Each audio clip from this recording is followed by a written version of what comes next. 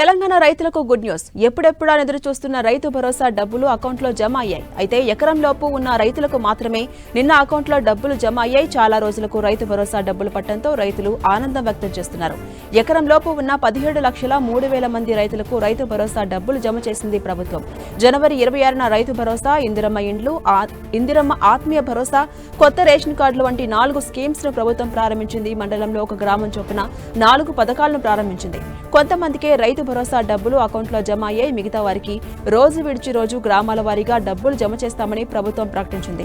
40 రోజుల వరకు రైతు భరోసా డబ్బులు జమ చేస్తామని చెప్పింది ప్రభుత్వం. చాలా మంది అప్పటి నుంచి రైతు భరోసా డబ్బుల కోసం ఎదురు చూస్తున్నారు. తాజాగా నిన్న ఎకరం లోపు ఉన్న రైతులకు డబ్బులు జమ కావడంతో వారంతా ఆనందం వ్యక్తం చేస్తున్నారు.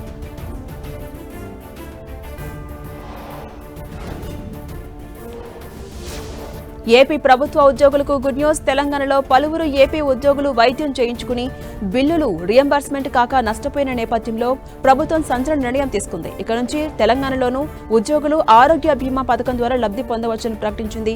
తెలంగాణలో ఏపీ ఉద్యోగులు పలు ఆసుపత్రుల్లో వైద్య చికిత్సలు పొందేందుకు గ్రీన్ సిగ్నల్ ఇచ్చింది ప్రభుత్వం.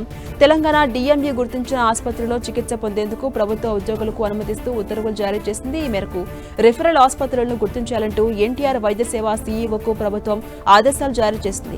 తెలంగాణలో వైద్యం చేయించుకున్న పలువురు ఆంధ్రప్రదేశ్ ఉద్యోగులు, పెన్షన్లు తమ బిల్లులు రియంబర్స్మెంట్ కాక నష్టపోవాల్సిన పరిస్థితి ఏర్పడింది.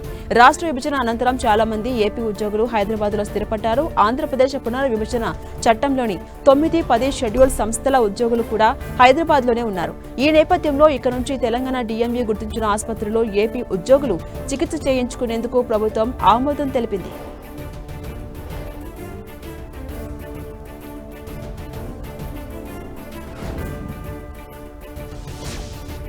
తెలుగు రాష్ట్రాలకు దక్షిణ మధ్య రైల్వే గుడ్ న్యూస్ చెప్పింది. ఇప్పటి వరకు ఆయా స్టేషన్స్ లో ఆగని ఎక్స్ప్రెస్ రైళ్లను రేపటి నుంచి ఆపబోతున్నట్టుగా వెల్లడించింది. ఎర్నాకుళం, బరౌని, రప్తిసాగర్ ఎక్స్ప్రెస్ రైలు చీరాల స్టేషన్లో ఆగనుందని తెలిపింది. Nagarsol, doctor MGR Chennai central express Mahbub Nagar లోను, లోకమాన్య తిలక్ టెర్మినల్, మదురై ఎక్స్ప్రెస్ గుత్తిలో ప్రయాణికుల డిమాండ్ మేరకు ఆపనున్నట్టుగా ప్రకటించింది.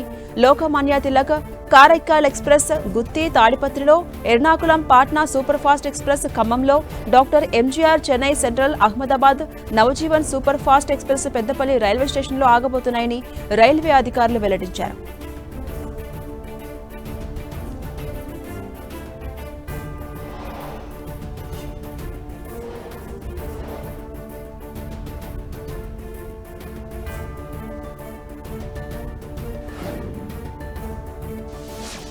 శ్రీశైల క్షేత్రంలో మహాశివరాత్రి బ్రహ్మోత్సవాలు ఈ నెల 19 నుంచి మొదలై మార్చి 1 వరకు కొనసాగబోతున్నాయి. 11 రోజుల పాటు ఉత్సవ వేడుకలను ఘనంగా నిర్వహించేందుకు శ్రీశైల దేవస్థానం అన్ని ఏర్పాట్లు చేస్తుంది. ఉత్సవాల ఏర్పాట్లపై ఈవో శ్రీనివాసరావు దేవస్థానం అన్ని విభాగాల అధికారులతో సమీక్ష నిర్వహించారు. బ్రహ్మోత్సవ ఏర్పాట్లన్నీ వీలైనంత త్వరగా పూర్తి చేయాలంటూ ఆదేశించారు. అలాగే పనుల్లో నాణ్యత ఉండేలా చూడాలని చెప్పారు. బ్రహ్మోత్సవాలు ఈ నెల 19న ప్రారంభమవుతున్నప్పటికీ భక్తుల రద్దీ 3-4 రోజుల ముందు నుంచే ఉండే అవకాశం ఉంది. దీంతో ఇప్పటికే రూపొందించిన ప్రణాళిక మేరకు బ్రహ్మోత్సవాల్లో ఆయా దర్శనం క్యూలైన్లు నిర్వహించబోతున్నారు. క్యూలైన్ల నిర్వహణలో పోలీస్ శాఖ సహాయ సహకారాలు తీసుకోబోతున్నారు. శివదీక్ష భక్తులకు ప్రత్యేక క్యూలైన్ను ఏర్పాటు చేయబోతున్నట్టు తెలుస్తోంది.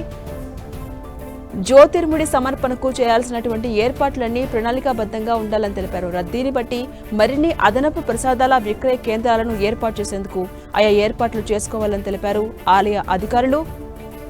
ఇక అన్ని విభాగాల సిబ్బంది అందరూ కూడా సమాచార వినిమయ లోపం లేకుండా సమిష్టిగా పరస్పర సమన్వయంతో విధులు నిర్వర్తించాలని తెలిపారు. స్వామి అమ్మవార్ల గ్రామోత్సవంలో సరైన భద్రతా చర్యలు చేపట్టాలని తెలిపారు.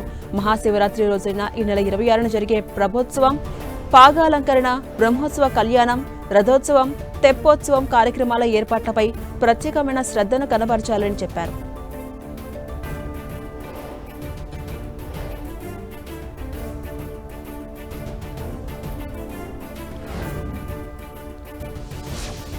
కుంభమేళా వెళ్లాలనుకునే వారికి గుడ్ న్యూస్. కుంభమేళాకు ఉచిత రైలు ప్రకటించింది గోవా ప్రభుత్వం. పనాజీ నుంచి ఉత్తరప్రదేశ్లోని ప్రయాగ్రాజ్ వరకు 3 ప్రత్యేక రైలు నడపబోతున్నట్టుగా పేర్కొంది.